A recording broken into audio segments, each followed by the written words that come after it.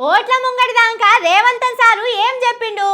పోయిన సర్కారోళ్లను ఏమందిట్టిండు? కుటుంబ పాలన చేస్తున్నారన్నాడు. ఆంధ్రోళ్ళకే కాంట్రాక్టులు ఇచ్చిండన్నాడు. తెలంగాణ జనాల పైసలు ఇంటోళ్లకు ఆంధ్రోళ్లకు దోషి పెడుతున్నారు అని మస్తు మాటలు అన్నాడు. అప్పుడు అన్ని మాటలన్న రేవంతన్ సారు ఇప్పుడు ఏం చేస్తున్నాడో BJP MLA Maheshwar Reddy sir చెప్తున్నాడు. చూడండి. మహేశ్వర్ రెడ్డి సారు, రేవంతన్ సారు ఏం చేస్తున్నారు? మీరు అంతగానం ఎందుకు గరమైతున్నారు? ఈ 3,000 కోట్ల రూపాయల అంశంలో ఇది అమృత్ కేంద్ర ప్రభుత్వం నిధులు కాబట్టి నేను ముందుగా దీన్ని టేకప్ చేశాను. ఇంకా పబ్లిక్ హెల్త్ లో ఉన్నటువంటి మున్సిపల్ అడ్మినిస్ట్రేషన్ ఉన్నటువంటి చాలా అంశాలు నేను మళ్ళీ మాట్లాడుతాను.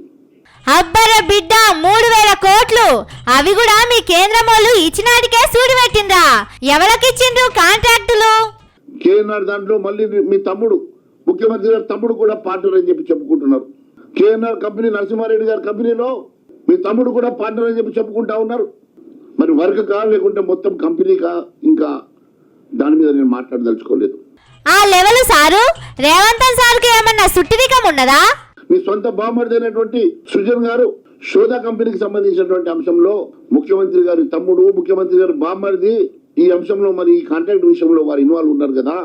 అదే మెగా కృష్ణారెడ్డికి నువ్వు 1,100 కోట్ల రూపాయల దీంట్లో నుంచి నువ్వు నీ సొంత జిల్లాలో వర్క్ ఇచ్చినావంటే మరి మెగా కృష్ణారెడ్డి మీద జరుగుతున్నటువంటి ఎంక్వైరీ ఉత్తదేనా? కదా మంచిగానే ఉన్నది పో. తమ్ముడు కొండలరెడ్డి కూడా ఉన్నాడా ఇంట్లో? పెద్దన్న కొడంగల్ ఎమ్మెల్యే, తమ్ముడు కాంట్రాక్టర్లు చూసుకుంటున్నాడు. మంచిగానే ఉన్నది పోండి. మొన్నటిదాకా తిట్టిన మెగా కృష్ణారెడ్డికి కూడా కాంట్రాక్టులు ఇచ్చిండ్రా. ఓ దిక్కు కాళేశ్వరంలా అవినీతి అవుతుందంటున్నారు, ఇంకో దిక్కు ఆయనకే మళ్ళా పనులు ఇచ్చిందంటే ట్యాక్సులు గట్టిగానే వసూలు అవుతున్నాయి కావచ్చు.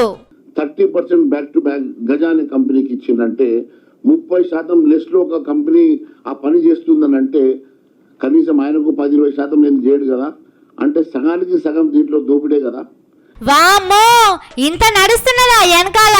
మరి బయటికి ఎందుకు వస్తలేదు? మరి ఏ ఒక్క జీవో కూడా ఈ రోజు పబ్లిక్ డొమైన్ లో పెడతలేరు.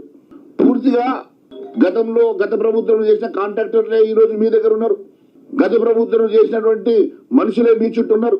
ఏ కాంట్రాక్టర్ల మీద ఏ మనుషుల మీద మీరు ఎంక్వైరీ చేసి అవినీతి సొమ్ము కక్కిస్తా అని చెప్పారు, వారి మీద ఎంక్వైరీ చేస్తా అని చెప్పారు, వాళ్ళే ఈ రోజు మీ చుట్టూ ఉన్నారు. వాళ్ళే ఈ రోజు మిమ్మల్ని ఫండింగ్ చేస్తా ఉన్నారు. రేవంతన్ సార్ ఏమో అంత మంచిగానే చేస్తున్నామంటున్నారు, కడుపు కట్టుకొని పని చేస్తున్నామంటున్నారు. మీరేమో ఇట్లా లేనిపోని మాటలు అంటున్నారు. ఇంట్లో నిజమేందో అబద్ధమేందో బయటికి రావాలి.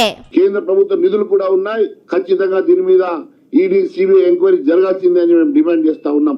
బరాబర్ ముచ్చట చెప్పిండ్రు సారు. ఖచ్చితంగా ఎంక్వైరీ పెట్టాలి. పైసలు ఎన్నొచ్చినాయి, ఏడికి పోయినాయి అనే అన్ని ముచ్చట్లు బయటికి గుంజుక రావాలి. లోన్ల మాఫీ, రైతు బంధుకు పైసలు లేవనుకుంటా అసలు పనే ముంగటేసుకున్నాడు రేవంతన్ సారు. చూసినారులా పైసలన్నీ ఏడికి పోతున్నాయో. ఇట్లున్నది మన రేవంతన్ సార్తోని.